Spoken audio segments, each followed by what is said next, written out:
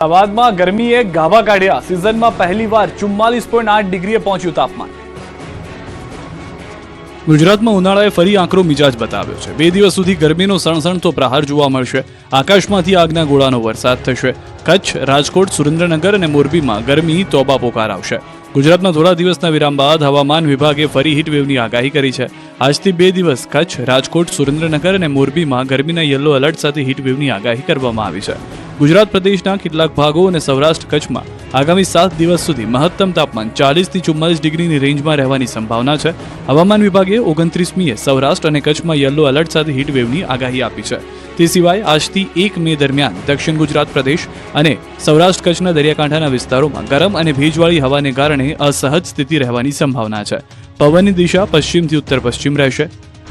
इसमें जो isolated places में हीट वेव आने का पूर्वानुमान है। इसमें जो डिस्ट्रिक्ट आ रहा है, कच्छ आ रहा है, मोरबी आ रहा है, सुरेंद्रनगर और राजकोट। બીજી તરફ ગુજરાત પર માવઠાનો ખતરો પણ વધ્યો છે। શુક્રવારથી રાજ્યમાં માવઠાની સંભાવના છે। હવામાન નિષ્ણાંત અથરિયા શેટ્ટીએ આગાહી કરી છે કે 2 અને 3 મે ઉત્તર ગુજરાતમાં માવઠાની સંભાવના છે। 3 મે બાદ આખા રાજ્યમાં છૂટોછવાયો વરસાદ સંભવ છે।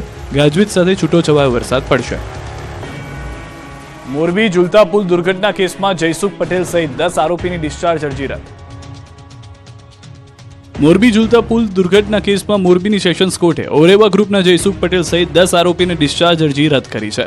આરોપીઓએ તેમની સામે નોંધાયેલી આઈપીસી કલમો હેઠળ ગુનો બનતો નથી તેવી દલીલ સાથે ડિસ્ચાર્જ અરજી દાખલ કરી હતી। ગત બુધવારે અરજીની સુનાવણી દરમિયાન સરકારી વકીલ વિજય જાનીએ કરેલી દલીલો અને રજૂ કરેલા વિવિધ કોર્ટના ચુકાદાઓને ધ્યાનમાં લઈને કોર્ટે આ નિર્ણય લીધો છે।